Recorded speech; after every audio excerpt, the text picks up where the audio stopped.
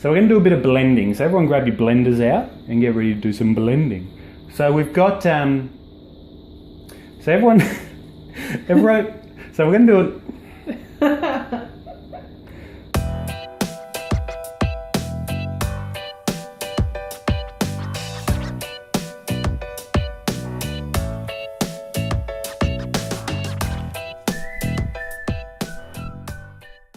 Now that everybody's back at school, the kiddies are at school, I'm at school, you're probably at school, everyone's at school. I was thinking during the week, why don't I make some little snacks just to keep you going through the day, something, you know, in between meals while you're at school, keep the brain ticking, keep you thinking. This is what's going into my muesli bar today. Now, all these ingredients are interchangeable. You can put, you know, pistachios instead of almonds, etc, etc. But these are the ingredients I'm going to use today, and I'll talk you through how to prepare them. Okay, so first of all, what I'm going to do, I'm going to blend some of these nuts and ingredients up, just to make like a sort of a meal, like a floury type substance to bind everything together. So we've got 1 cup of almonds, and I'm going to blend half of those, so half a cup of almonds. I've got 2 cups of walnuts, I'm going to blend half of those. I've got a tablespoon of cacao beans, 1 tablespoon of chia seeds, and 1 tablespoon of flax seeds.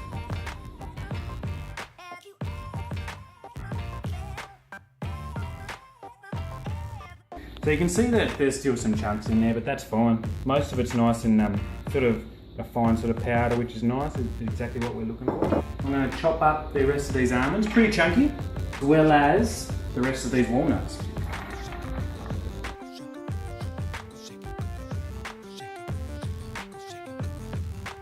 I'm just going to chuck that into my mix, straight in there.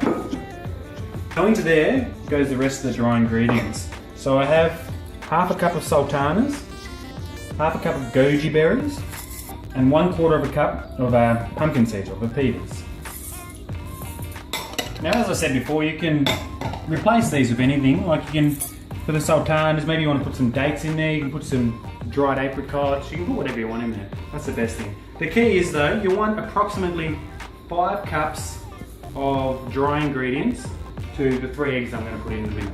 Also to that mix I'm going to put, what have I got there, 1 cup of desiccated coconut, straight in there. So, I have 2 apples, which I'm just going to grate into the mix.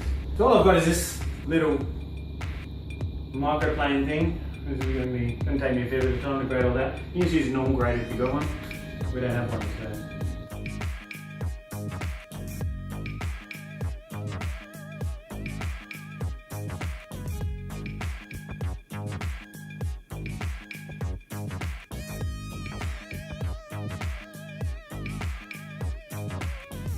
Alright, so I just finished doing the apples. It was exhausting. It took me like literally exhausting. I've actually worked up a bit of a sweat. So, hopefully you don't have one of those things. You've got an actual real grater and you can grate stuff properly. Because it's pretty much turned to mush. It's going to be fine, but it'll be better if you grate it.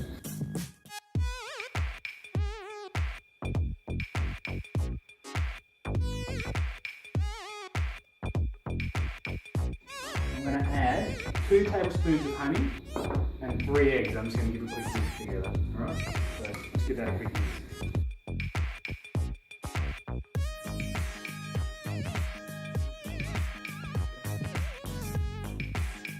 Good. Mmm, tasty. You are a nutter. Boom, boom. Alright. So I got a little baking tray here. I guess that's like maybe 10 by 20 centimetres sort of size. You can use any size baking tray you want really. It depends how much mix you're going to make, but this is going to make some nice sort of couple centimetre sort of muesli bars, which would be a nice size for the lunchbox. So you want to make sure it goes into all the edges. So you put a bit in there, push it into the edges. And you also want to push it down quite firmly into the container, so when it bakes and it's cooled, it doesn't fall apart when you cut it. It's going to stick together because it's nice and firm. And then we're going to pop it in the oven. We've got it on 160 degrees. So I want to bake that for about 15 minutes, right? And then you want to get another bit of baking paper and put it over the top and then bake it for another 15 minutes. So that's going to stop it from burning on the top, and you'll get can bake right through. It'll be nice, it'll be delicious. Right on, see enough now. This being a super efficient oven, I should know that by now. I had it in there for 15 minutes on 160 and realised I was getting a bit of colour on there.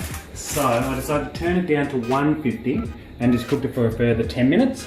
So that's been in there for 25 minutes. You can see there's a fair bit of colour on there, super oven, but that's perfect. So that's 25 minutes total for this oven. You might have to experiment with your own oven. So we're just going to let that cool down for about 30 minutes and I'm going to cut it up and have a taste.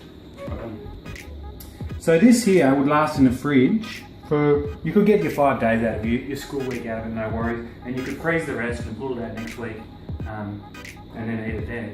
So I'm just going to cut this up and we'll have a taste and see how it goes.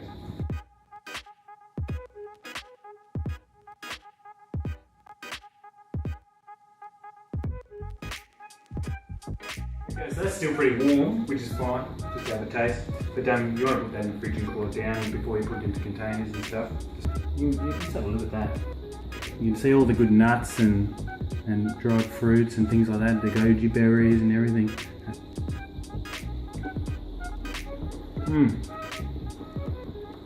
Oh, that's pretty fantastic actually.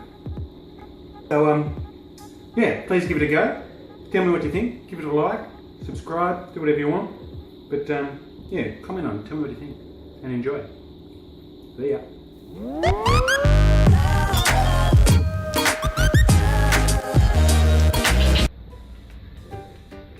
Julz. Julz, what are you doing?